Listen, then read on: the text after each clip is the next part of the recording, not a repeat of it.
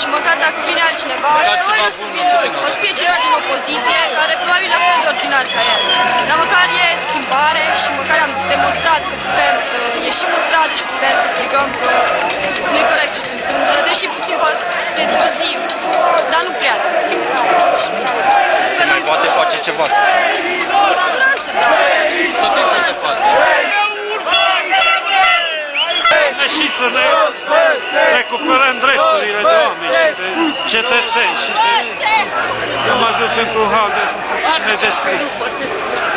Și de-am ieșit să ne cerem drepturile și libertățile pe care unii oameni au murit pentru noi. Și ce credeți că rezolvați? Eu cred că rezolvăm ceva până la urmă, că dacă stăm acasă, zice că așa trebuie să facem. Trebuie să facem ceva.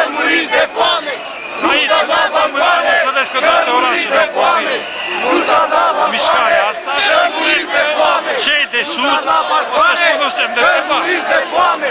Mă gândesc. Semn de întrebare că ce? Că au ajuns prea departe cu hoțiile și cu furtul și cu tot ce o să întâmplă țara asta. Trebuie să lămurești. Haideți cu noi! Haideți cu noi! Haideți cu noi! Haideți cu noi! Sunt oameni măcăjiți și vai de capul lor, care n-au ce mânca. Vă așteptați să se întâmple ceva concret acum, după zilele Da, astea? mă aștept la o alegere anticipată, să se aleagă un nou guvern. Sunt soluții în România? Da, sunt soluții în România. Sunt soluții cu oameni care interesează soarta României, nu numai hoții și oameni.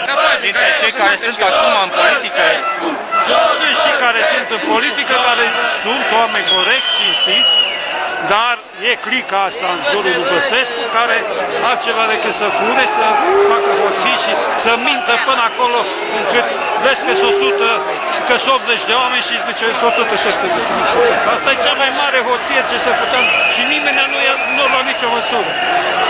Tot a trecut cu vederea, tot a fost bine și când vezi așa te revoltă, trebuie să ieși să faci ceva.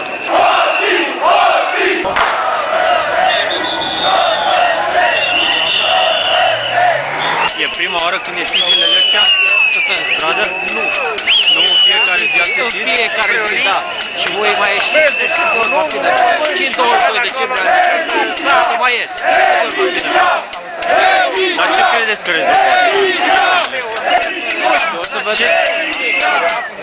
Vă așteptați să-și dea demisia sau... Nu, nu mă aștept la nimic, că sunt foarte nesimțiți că vor face gestul ăsta. Ar fi mai simțit, dar și-a făcut-o până acum.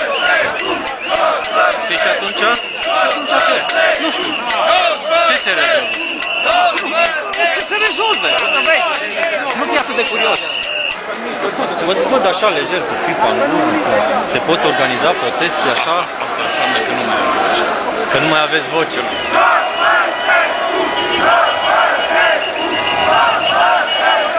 Sigur că nici când vocea nu te mai lasă să scrii și nici nu prezență. Unii pe la București știți ce s-a întâmplat acolo. Ziceau că dacă nu sunt violențe, nu-i bagă nimeni în seamă. Hai, zi-o, da, știu. Forța asta n-a asta, violența este o chestie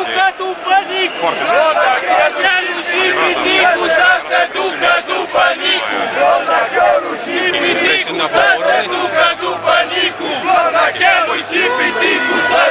Și totuși, ce vă așteptați să se întâmple după zilele? Să dispară minoritățile, să dispară oportuniștii, să se instaureze oarecare meritocrație în țara asta care să tragă pe un alt palier întreaga. Să nu mai fim râsul.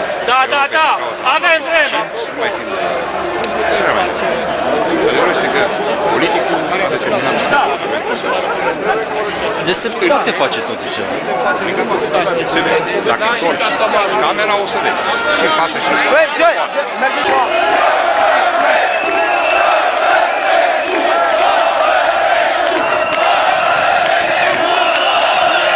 Fiecare zi văd tot mai mulți oameni. Vedeți și mai mult. E prima oară?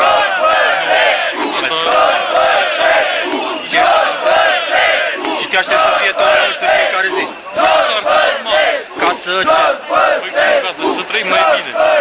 Și ce te așteaptă să se întâmple după zilele astea? încercăm.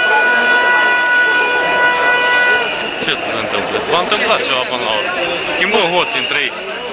Păi, și atunci protestele nu rezolvă absolut nimic. N-are nimic, protestăm și la el alții. Nu ne oprim. Până când? Până când trăim.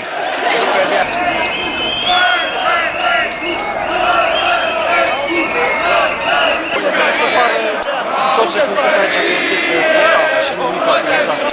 Și tocmai de asta mi se pare că e ceva inedit și vreau să văd în ce direcție se merge. Poate e un moment important, poate o să se întâmple nimic, poate o să ne pare rău, habar nu. Dar totuși, crezi că schimbă ceva, orice, chiar dacă nu președintele, nu știu, orice altceva, crezi că schimbă? Schimbă ceva dacă stai pe loc și nu faci nimic? Nu știu, trebuie să încercăm,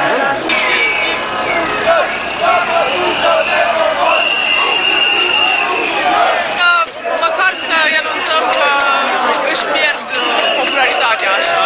Poate că nu o să ne emoționeze, dacă ne emoționeze ar fi foarte bine, dar măcar să știe că ar trebui să definitiv sprijinul poporului.